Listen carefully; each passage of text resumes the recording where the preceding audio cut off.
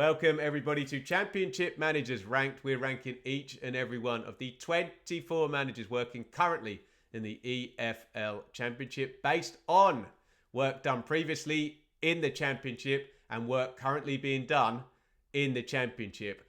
Let me make this very clear. This is a Championship-based power rankings. We might have the odd tiny little nod to things that have gone on outside of the Championship, but that is the deal. And it's been a bloody tricky one, I tell you.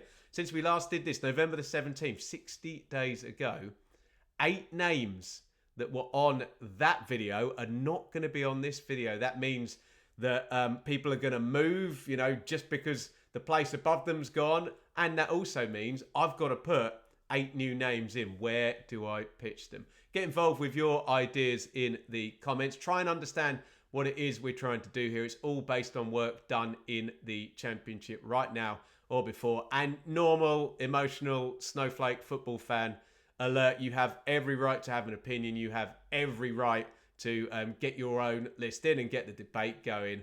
But come on, you don't need to get upset about it. It's just a subjective little bit of fun. And these videos have been quite successful before, so you can check back the other ones and see how we've moved back and forth.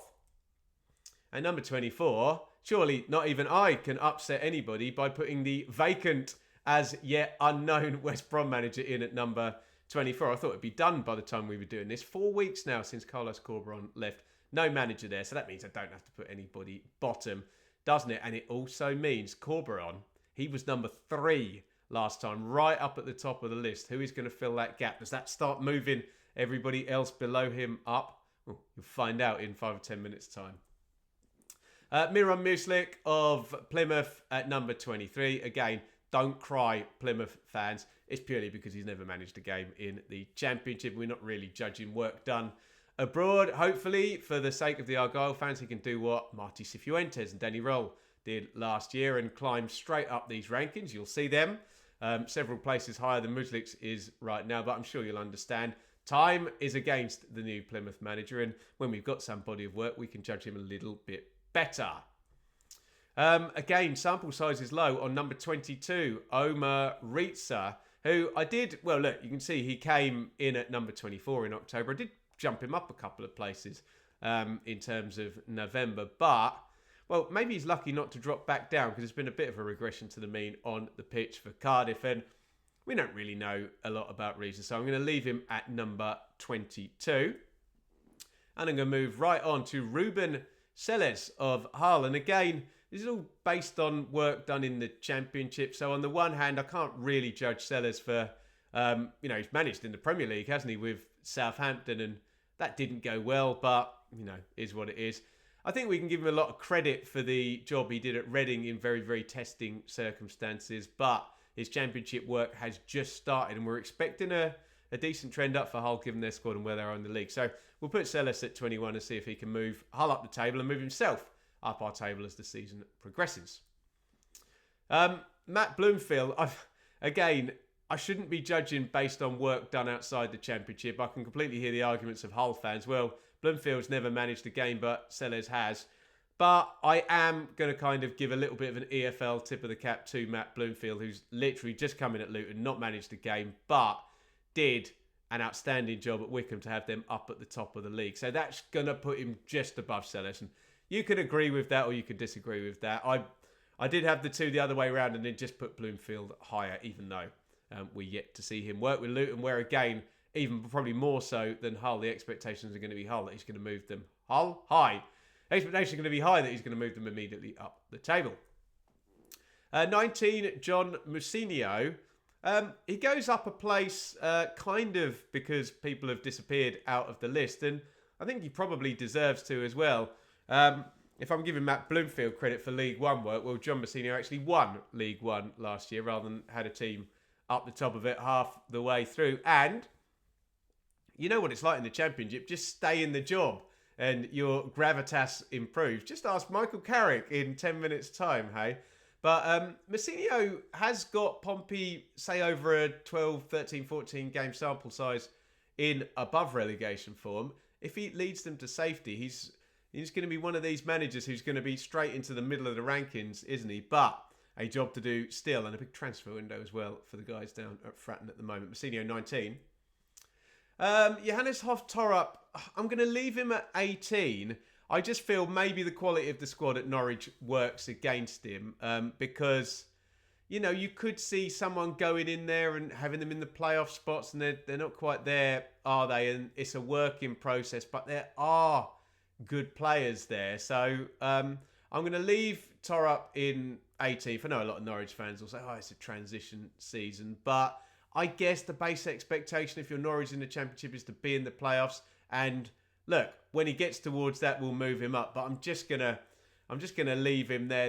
There's good sample evidence and bad sample evidence so far for Torrup at Norwich. But hey, a trend up towards the end of the season will move him up, all right? I've moved Luke Williams down, and that's probably because there's a couple of people I wanted to move up ahead of him who I think, arguably, are doing a slightly better job. Luke Williams now does have, a season and a half's experience, or maybe not quite that he came in last season, did he? But probably about 1 year, actually, when you add it up when Mike Duff left Swansea. Decent job, always kind of like in the middle like that. Not spectacular, not bad. So I'll leave him at 17th. And he has dropped a couple of places because of other people like Liam Manning, who I thought I needed to bump up the list just because of where Bristol City are at the moment. And he is now establishing himself as a Championship manager. I mentioned with Torrup and Massinio just stay in the job. Liam Manning's done that for a little while at Bristol City. They're on the edges of the playoffs. They flirt with it every now and then. And by God, if he can get them up and in there, he's going to go right up this list. 15th, I finally dropped him down. I got a lot of flack for having Paul Warne in 13th. I think people think I overrate Paul Warne's work at Rotherham.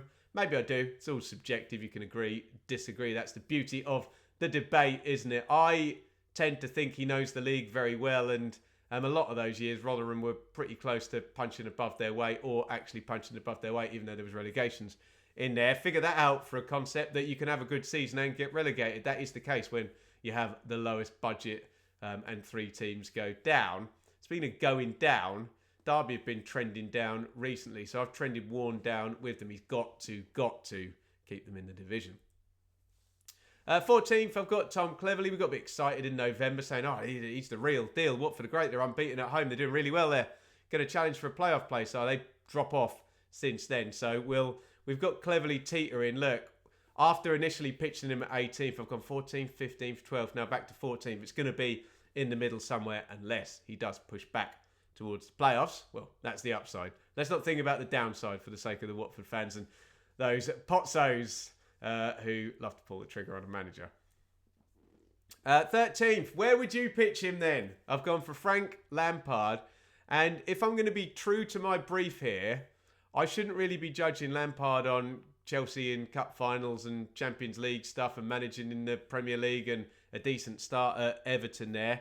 I've got one thing to judge him on, and that is Darby in 2018-19, when I think he did really well. And I know lots of people will argue that he had Mason Mount and Tamori and Harry Wilson and a load of money, but I'd also argue it was still a good job to get him to the playoff final in a really hard season, and Villa were, a freak show, weren't they, of a team there in terms of their squad there. So it was about as far as he could have got, I think, in that season, given the circumstances. I think he did a good job. Look, Lampard will now replace Wayne Rooney as the person we get the most utterly deranged opinions about. I'm afraid that's just the deal with very, very famous ex-England players. They really, really mess with people's minds. So, look, I've got him pretty much slap bang in the middle because I think that's where he deserves to be. And if Coventry head back up towards the playoffs like Derby County did under Lampard's management, then up he will go.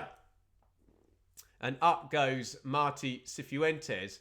I think my script up there is wrong. I think I had him 14th last time and I've put 12th. So I think I've put him up a couple of places. Someone will check back for me, won't they? Because the subscribers are lovely here. But Cifuentes, after the work he did last year, deserves to be in the middle. But he had a bad run. He's now having a good run. He was good after all, we think. And, he deserves to be described as a very trustworthy Championship manager after the, 18 months? It's not even 18 months, or 14 months or whatever he spent at QPR.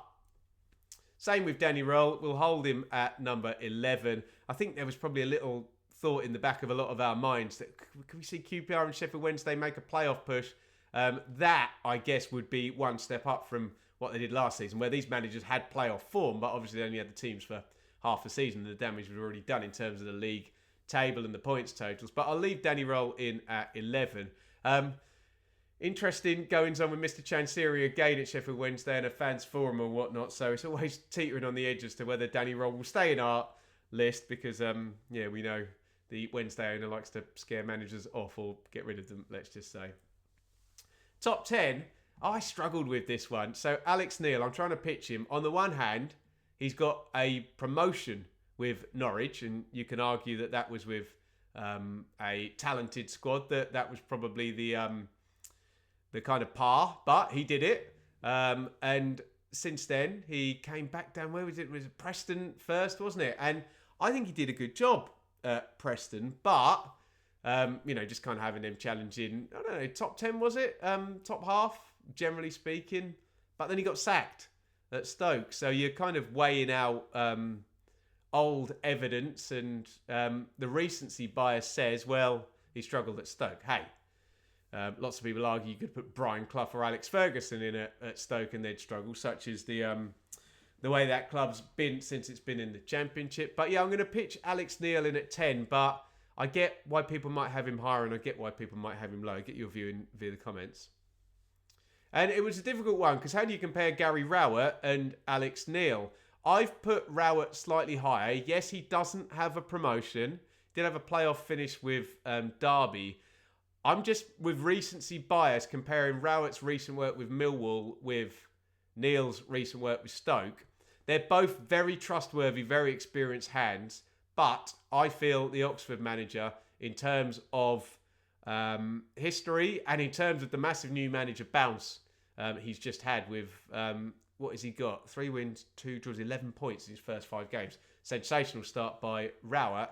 I think he's going to be 9th and above Alex Neil. But inertia will pull him down given the expectations at Oxford are maybe lower than they are at Millwall, where Neil is now and Rowett was. Makes sense? It's all opinion, isn't it, hey? John Eustace, he's gone up 2 places into 8. Blackburn are still sniffing around those playoff positions. Good win last night as well against Pompey at time of recording. And I think if you just take purely his Championship work, it stands up with most people's, doesn't it? In that he went in at Birmingham, kept them up, ownership changed. They were towards the top of the division, or just outside the playoffs, or just inside. I can't remember exactly when. Get sacked. They plummet down the table and get relegated. What does that say about the job John Eustace did? And with Blackburn, okay, it was close last season, but look where they are now. He's done a superb job, hasn't he, Eustace? So I think particularly on work being done right now and punching above your weight, he's done superbly, Eustace. There is Paul Heckingbottom, who has moved up by default because Neil Harris was in this list and above him, and so was Rob Edwards, and they are both gone. So Paul Heckingbottom's done nothing since November for me to justify putting him up, but it's just kind of opened up and he's been sucked sort of towards the top. But we do have a very recent automatic promotion from Mr. Heckingbottom, and then it becomes a very weird conversation with Heckingbottom, Neil and Rowett, doesn't it? Where 2 of them have managed Preston and 2 of them have managed Millwall and 2 of them have got promotions, and they're the new Mick McCarthy or Chris Hughton or Neil Warnock on the Championship managerial merry-go-round. Right, here is this season's superstar, and the biggest climber is Regis Lebris, who we knew nothing about in July, and I put 21st. He had a great start. Got to move him up, but got to be careful, 17th. Kept it going into October. Got to move him up. Kept it going to November. He's up to 9th now. They are still in the automatic promotion race at Sunderland. He's doing a fantastic job. There is no history, but completely based on the best job, probably punch your weight against expectations this season anybody is doing in the Championship. Lebris, since he came in, has been pretty spotless, hasn't he? Can he do a Kieran McKenna and take automatic promotion, in which case it's probably going to be number 1 in the list. He's back. Mark Robins disappeared. Look, we started the season with Mark Robins in 5th in this list.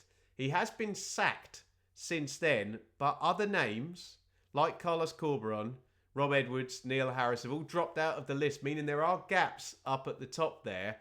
And I'm just going to drop him straight back in at 5th. All the Coventry fans will acknowledge the brilliant job he did. We can't base too much on League 2 and League 1, but even just the Championship job Mark Robins did was excellent to stabilise a club that had been away for a while, moved them into the middle, moved them into the playoff final.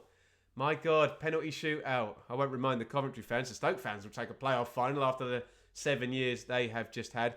I've got to say, I had started dropping him down based on the fact that Robins had earned, with the brilliant trading with Harmer and Gyökeres, a really good squad.